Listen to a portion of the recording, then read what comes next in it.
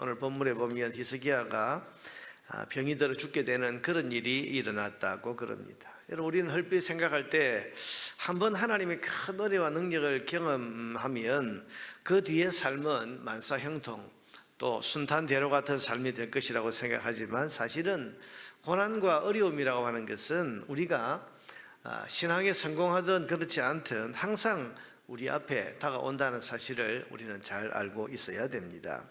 어제 보았던 것처럼 간절한 믿음의 기도로 18만 5천 명의 아수르 군대가 하룻밤에 전멸하는 그런 놀라운 신앙체험, 은혜를 경험한 이 히스기야이지만은, 그러나 얼마 후에 찾아온 이 병마에 목숨을 잃을 그런 위기를 맞이하게 되었습니다. 여러분, 이런 것이 연약한 우리 인생 아니겠습니까?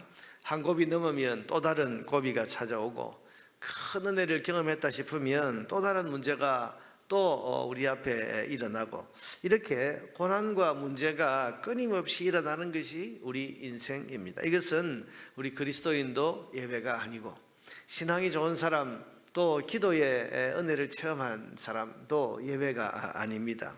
고난과 어려움은 우리 인생의 연약함 때문에 언제든지 다가올 수 있고 찾아올 수 있는 그런 우리의 일상과 같은 것입니다.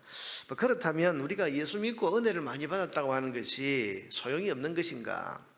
어차피 고난과 문제가 오게 되어 있다면 굳이 우리가 예수 잘 믿고 기도 열심히 하고 이렇게 살아갈 필요가 있을까? 이런 생각도 들지 않습니까? 근데 아닙니다.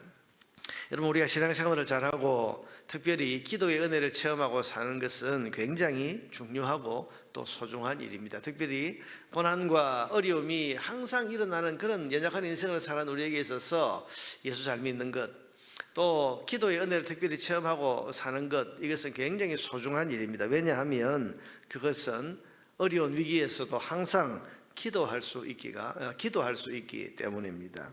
오늘 본문 1절 2절에 보면, 그때 히스기야가 병들어 죽게 되니 아모스의 아들 선지자 이사야가 나아가 그에게 이르되, 여호와께서 이같이 말씀하시기를 너는 내 집에 유언하라, 내가 죽고 살지 못하리라 하셨나이다 하니. 하나님께서 이 병은 죽을 병이다, 너는 살지 못하리라, 그러니 내 집에 유언을 해라. 여러분, 하나님께서 이렇게 선언하셨다면 이거는 끝난 것 아닙니까?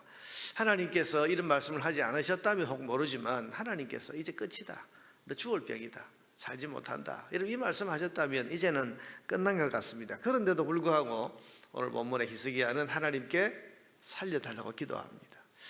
어떻게 이렇게 할 수 있을까? 하나님 분명히 선언하셨는데, 하나님께서 너는 이 병은 죽을 병이다, 하나님이 그렇게 선언하셨다면 끝난 거 아닙니까? 그런데도 불구하고 히스기야가 어떻게 이렇게 기도할 수 있었을까요? 그 이유는 히스기야는 이미 기도의 능력을 체험한 기도 응답의 경험이 있는 사람이기 때문입니다. 여러분 보세요, 그가 가능성이 없을 때 기도해서 하나님의 은혜를 경험했었습니다. 앞뒤 좌우 모든 가능성이 막혔을 때 그가 하나님께 간절히 기도함으로써 아수르 대군이 하룻밤 만에 전멸되는 엄청난 기도의 결과, 기도의 은혜를 그가 경험을 했습니다. 그래서 그는 또다시 맞이한 이 막다른 골목, 여러분 지금도 하나님이 이렇게 말씀하셨다면 길이 없는 게 아니에요. 그런데도 불구하고 이 막다른 골목에서도 기도할 마음을 가졌고 기도의 가능성에 대한 확신을 가질 수 있었습니다. 이것은 그가 이미 기도의 은혜를 체험한 사람이고, 앞뒤에 다 사방 막힌 어떤 방법으로도 아수르 대군의 군대에서 벗어날 길이 없는 그 막다른 골목에서도 하나님께 기도했더니 하나님이 길을 열어주시고 하나님께서 그 모든 문제들을 풀어주시는 이런 은혜를 경험했기 때문에 이제 죽을 병이 들어서 병상에서 내려오지 못하리라, 이 말씀을 들었지만, 그러나 이 상황에서도 하나님께 기도하면 그래도 길이 있을 거라고 하는, 여러분 이것은 기도 응답의 은혜를 이미 경험한 사람이기 때문에 이 상황에서도 또다시 기도할 수 있었던 것입니다. 만약에 그가 기도의 경험이 쌓이지 않았더라면, 기도 응답의 놀라운 경험이 없었더라면 이 죽음을 선언하시는 하나님의 말씀 앞에서 기도할 생각을 할 수 있었겠습니까? 포기했을 것이고 낙심했을 것이고, 이렇게까지 사형 선고를 받았으니 이제 나는 끝났다 하고 여러분 그냥 주저앉지 않았겠습니까? 그러나 그는 그 상황에서도 하나님을 다시 찾고 다시 기도할 수 있었다. 여러분, 기도의 경험이 쌓이는 것이 이렇게 중요하고 하나님의 은혜에 대한 믿음을 가지고 산다는 것이 이렇게 중요합니다. 왜냐하면 언제 또다시 찾아올지 모르는 새로운 고난 앞에서도 흔들리지 않고 다시 기도할 수 있다는 점에서 이것은 우리 신앙에 있어서 굉장히 중요한 일입니다. 그래서 오늘 히스기야는 기도합니다. 기도하되 최선을 다해서 기도합니다. 2절에 보니까 히스기야가 얼굴을 벽으로 향하고 여호와께 기도하여, 벽을 향했다는 것은 뭡니까? 세상을 바라보지 않고 다른 어떤 가능성, 여러분 이건 이미 아수르 군대의 문제를 대할 때 히스기야가 체험했던 내용 아닙니까? 애굽의 군대를 보내는 거 이거 소용이 없고, 혹은 또 그가 어떤 뇌물을 가지고 이 아수르 군대, 아수르 왕의 마음을 이렇게 사서 문제를 풀어보려, 이런 다른 방법이 아무 소용이 없었어요. 그런데 하나님께서 그에게 은혜를 주셨고 그가 하나님만 의지해야 되겠다, 하나님 외에는 바라볼 것이 없다. 그래서 그 아수르 왕의 그 협박의 그 글을 하나님 앞에 펴놓고, 그러면서 하나님만 바라보면서 오직 기도에 힘쓰지 않습니까? 이미 그렇게 경험해 봤기 때문에 이런 막다른 골목에서 다른 것 찾아봐야, 다른 것 의지해봐야 아무 소용이 없고 오직 하나님께 기도해야 돼. 이미 기도의 은혜를 체험한 사람이기 때문에 벽을 향하여 기도한다. 하나님, 저는 다른 거 안 바라봅니다. 하나님만 바라봅니다. 3절에 보면 그는 통곡하면서 기도합니다. 히스기야가 심히 통곡했다. 통곡했다는 것은 뭡니까? 자기 마음에 있는 감정을 있는 그대로 솔직하게 하나님 앞에 다 드러냈다는 이야기죠. 여러분, 이건 역시 그가 아수르 왕의 편지를 하나님 앞에 펴놓고 기도했을 때 이미 경험했던 겁니다. 기도는 있는 상황을 있는 그대로, 내 속에 있는 감정 그대로, 두려움이면 두려움, 염려, 걱정, 근심, 슬픔, 마음에 있는 감정 그대로 하나님 앞에 다 내놓아야 한다는 것을 그가 이미 아수르 군대의 그 문제 앞에서 경험했기 때문에 지금 오늘 이 문제 앞에서도 심히 하나님 앞에 통곡하면서 있는 그대로 자기 속에 있는 그 마음을 다 내놓고 기도할 수 있었던 겁니다. 여러분, 이와 같이 평상시에 기도하는 사람, 기도의 은혜를 체험하고 경험하면서 사는 사람은 새로운 문제 앞에서도 기도로 풀어가고 기도로 헤쳐갈 수 있는 그런 힘이 있게 되는 것입니다. 여러분, 평상시에 기도 없이 사는 사람이 어느 날 갑자기 기도할 수 있을까요? 평상시에 기도의 은혜를 경험한 그런 것이 우리 신앙에 쌓여 있지 않은 사람이라면 막다른 골목, 어려운 처지, 안 된다고 생각하는 그런 절망의 상황에서 하나님을 찾을 생각을 할 수 있겠습니까? 그렇지 않습니다. 우리는 기도의 은혜가 기도가 쌓여야 되고, 그래서 기도로 하나님의 은혜를 경험하는 이런 신앙의 경험들이 계속 쌓여 있을 때, 여러분, 그럴 때 우리가 새로운 문제 앞에서도 기도할 수 있는 사람이 될 수 있는 것입니다. 오늘 히스기야는 그런 점에서 하나님의 선언이 이미 내려진 이 상황에서도 포기하지 않고 하나님을 다시 찾고 다시 벽을 향해서 하나님만 바라보면서 통곡하면서 기도하는 이런 기도를 드릴 수가 있었던 것입니다.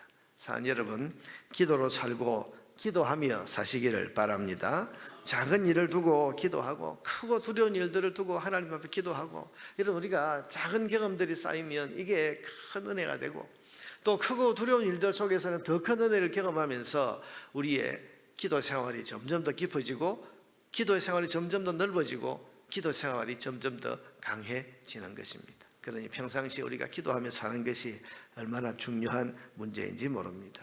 여러분, 기도의 경험이 쌓이고 기도 응답의 은혜가 쌓여서 언제 어떤 어려움이 몰려와도 당연히 하나님 앞에 나아가 기도해야 된다는 사실을 믿고 어떤 문제 앞에서도 기도를 헤쳐나가는 저와 여러분 되기를 바랍니다. 이런 히스기야에게 하나님은 특별한 은혜를 주십니다. 5절에 보니까 너는 가서 히스기야에게 이르기를 내 조상 다윗의 하나님 여호와께서 이같이 말씀하시기를 내가 내 기도를 들었고 내 눈물을 보았노라. 내가 내 수한에 15년을 더하고 하나님께서 너에게 15년의 생명을 연장시켜 주겠다.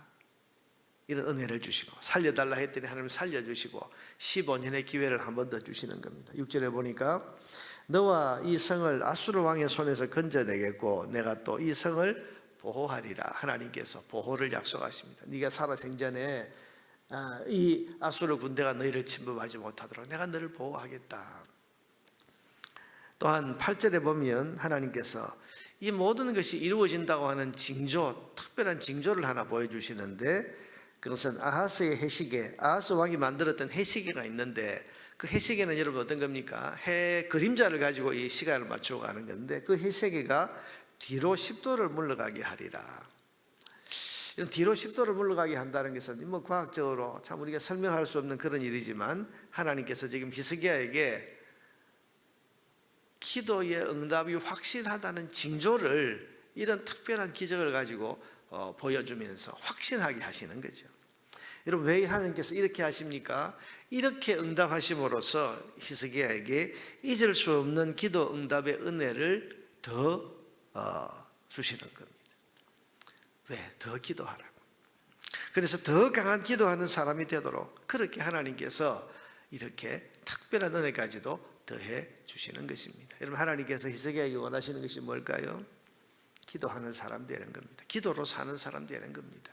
그래서 이 불가능한 상황, 그 가운데서 그가 기도했을 때 하나님께서 특별한 은혜를 주시고, 이런 징조까지도 하나님이 기적적으로 베풀어 주심으로써 히스기야의 기도에 대한 이 경험을 더 강화시키고 기도에 대한 믿음을 더욱더 강하게 하나님이 이끌어 주시는 것입니다. 여러분, 우리가 기도로 살 때 하나님께서는 우리의 기도 응답해 줄 뿐만 아니라 우리가 더 강한 기도의 사람이 될 수 있도록 특별한 은혜까지도 더해 주십니다. 그러므로 기도로 사는 삶을 힘써 살게 되기를 바랍니다. 오늘 아침에도 기도하고 기도 응답의 은혜를 경험함으로써 더 강한 기도의 사람으로 성장해 나아가는 저와 여러분 되기를 주의 이름으로 축원합니다.